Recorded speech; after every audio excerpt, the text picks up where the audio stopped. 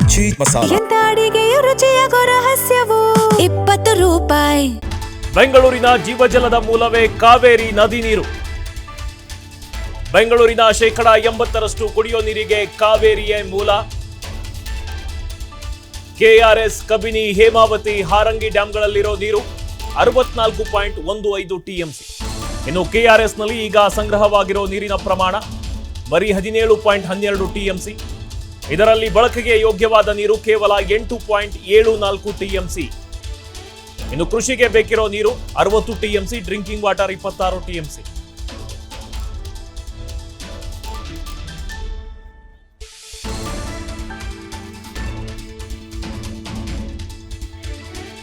ಇನ್ನು ತಮಿಳುನಾಡಿಗೆ ಬಿಡಬೇಕಿರೋ ನೀರು 3.5 ಟಿಎಂಸಿ. ಒಟ್ಟಾರೆ 97.10 ಟಿಎಂಸಿ ನೀರು ಕರ್ನಾಟಕ ಹಾಗೂ ತಮಿಳುನಾಡಿಗೆ ಬೇಕು. ಇರೋದೇ 64.15 ಟಿಎಂಸಿ ನೀರು. ಉಳಿಕೆ ನೀರಿಗಾಗಿ ರಾಜ್ಯಗಳು ಕಿತ್ತಾಟವನ್ನು ಮಾಡ್ತಾ ಇವೆ. ಬೆಂಗಳೂರಿನ ಜೀವಜಲದ ಮೂಲವೇ ಕಾವೇರಿ ನದಿ ನೀರು. ಮತ್ತೆ ನಾನು ನಮ್ಮ ಪ್ರತಿನಿಧಿ ಶಿವಕುಮಾರ್ ಜೋಹಳ್ಳಿ ಅವ್ರನ್ನ ಸಂಪರ್ಕಿಸ್ತೀನಿ.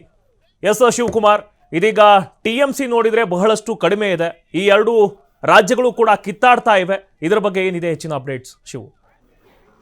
ಮಲ್ಲಿಕಾರ್ಜುನ್ ಈಗಾಗಲೇ ಹೇಳ್ತಾ ಇದೆ, CWMA ಕೊಟ್ಟಿರುವಂಥ ಏನು ಅದನ್ನು ಎತ್ತಿಡ್ತಿದೆ, CWRC ಕೊಟ್ಟಿರುವಂತಹ ನಿರ್ದೇಶನವನ್ನು ಎತ್ತಿಡಿದ ನಂತರ ಅನಿವಾರ್ಯವಾಗಿ ಈಗ ರಾಜ್ಯ ಸರ್ಕಾರ ನೀರನ್ನು ತಮಿಳುನಾಡಿಗೆ ಹರಿಸಬೇಕಾಗತ್ತೆ. ಆದರೆ ತಮಿಳುನಾಡಿಗೆ ಹರಿಸೋದಕ್ಕೆ ಇಲ್ಲಿ ಕಾವೇರಿಯಲ್ಲಿ ನೀರಿಲ್ಲ, ಯಾಕೆಂದರೆ ಮಳೆ ಇಲ್ಲ, ಬರದ ಪರಿಸ್ಥಿತಿ ಇದೆ.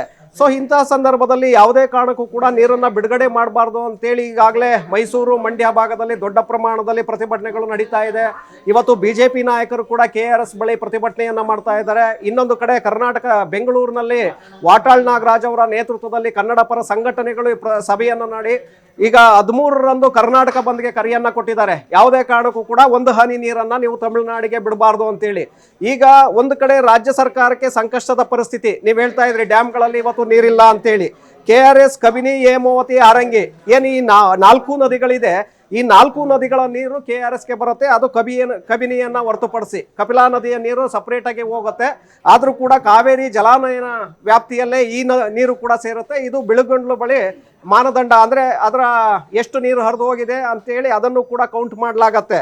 ಸೊ ಹೇಮಾವತಿಯಲ್ಲೂ ಕೂಡ ಈಗ ಕಡಿಮೆ ಪ್ರಮಾಣದ ನೀರಿದೆ, 19 ಟಿಎಂಸಿ ನೀರಿದೆ ಅನ್ನುವಂಥದ್ದು ಇದೆ. ಹಾಗೆ KRSನಲ್ಲಿ 17 ಟಿಎಂಸಿ ನೀರಿದೆ. ಸೊ ಇಲ್ಲಿ 49 ಟಿಎಂಸಿ ನೀರು KRS ಜಲಾಶಯದಲ್ಲಿ ಸ್ಟೋರೇಜ್ ಆಗತ್ತೆ. ಸೊ ಅದರಲ್ಲಿ ಈಗಿರುವಂತಹ ಪ್ರಮಾಣ 17 ಟಿಎಂಸಿ. ಸೊ ಈ 17 ಟಿಎಂಸಿಯಲ್ಲಿ ಡೆಡ್ ಸ್ಟೋರೇಜ್ ಅಂತ ಏನು ಕರೀತಾರೆ, ಈ ಹೂಳು ತುಂಬಿರುತ್ತಲ್ಲ, ಅದನ್ನು ನೀವು ನೀರನ್ನು ಹರಿಸೋದಕ್ಕಾಗೋದಿಲ್ಲ. ಯಾಕೆಂದರೆ ಕೆಸರು ನೀರನ್ನು ಬಿಡುಗಡೆ ಮಾಡೋದಕ್ಕೆ ಸಾಧ್ಯ ಇಲ್ಲ. ಅದರ ಮೇಲಿರುವಂತಹ ನೀರಿನ ಪ್ರಮಾಣ ಏನಿದೆ ಅದು 8 ಅಥವಾ 9 ಟಿಎಂಸಿ ನೀರು ಇರಬಹುದು.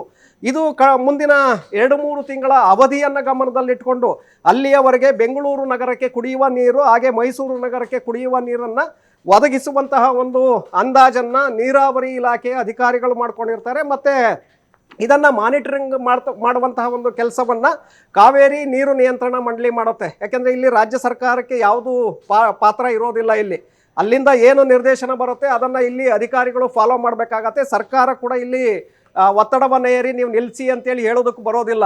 ಅಲ್ಲೇನು ನಿರ್ದೇಶನ ಬರುತ್ತೆ ಅದನ್ನು ಅಧಿಕಾರಿಗಳು ಫಾಲೋ ಮಾಡಬೇಕಾಗತ್ತೆ, ಸರ್ಕಾರ ಫಾಲೋ ಮಾಡಬೇಕಾಗತ್ತೆ. ಇಲ್ಲದೆ ಹೋದರೆ ತಮಿಳುನಾಡು ಆಗ ಮತ್ತೊಮ್ಮೆ ಕೋರ್ಟ್ ಮೆಟ್ಲನ್ನ ಇರುತ್ತೆ, ಆಗ ಕಾನೂನಿನ ಸಂಕಷ್ಟ ಎದುರಾಗತ್ತೆ.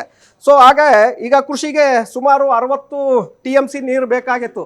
ಈಗಾಗಲೇ ಮುಖ್ಯಮಂತ್ರಿಗಳು ಕೂಡ ಹೇಳಿದ ನಂತರ ರೈತರು ಬೆಳೆಗಳನ್ನು ಬೆಳೀತಾ ಇಲ್ಲ. ಆದರೆ ಹಾಕಿರುವಂಥ ಬೆಳೆ ಇದೆಯಲ್ಲ, ಇದಾಗಲೇ ಸಂಪೂರ್ಣವಾಗಿ ನಾಶ ಆಗ್ತಾ ಇದೆ. ರೈತರು ಬೆಳೆದಂಥ ಬೆಳೆ ಇವತ್ತು ನಷ್ಟ ಆಗಿದೆ. ಒಂದು ಕಡೆ ರೈತರಿಗೆ ಸಂಕಷ್ಟ, ಆರ್ಥಿಕ ಹೊಡೆತ ಇವತ್ತು ಎದುರಾಗಿದೆ. ಇನ್ನೊಂದು ಕಡೆ ಲೋಕಲ್ ಮತ್ತೆ ನಾನು ನಿಮ್ಮನ್ನ ಸಂಪರ್ಕ ಮಾಡ್ತೀನಿ ಶಿವು.